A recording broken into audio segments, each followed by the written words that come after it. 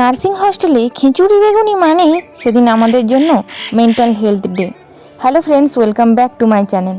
Nursing হস্টেলে বৃষ্টি মানেই সেটা যে খুব সুন্দর ব্যাপার এমনটা নয়।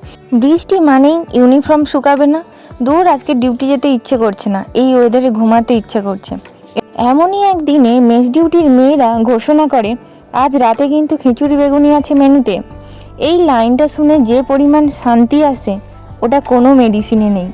খিচুড়ি এখানে শুধু খাবার নয়, এটা ডিউটির পর বেঁচে থাকার একটা সাপোর্ট সিস্টেম। এক চামচ খেতেই মনে হয় এর থেকে সুস্বাদু খাবার আর বোধহয় কিছু নেই।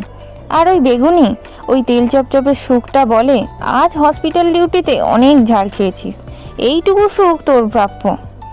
রুলস রেগুলেশন, টাইম শিডিউল, ম্যামেদের বকুনি, এক্সপ্লেনেশন লেটার, সিস্টার ইনচার্জের কোশ্চেন, রোগীদের হাজারটা প্রশ্ন, সব ভুলিয়ে দেয় এক প্লেট খিচুড়ি আর দুটো বেগুনি।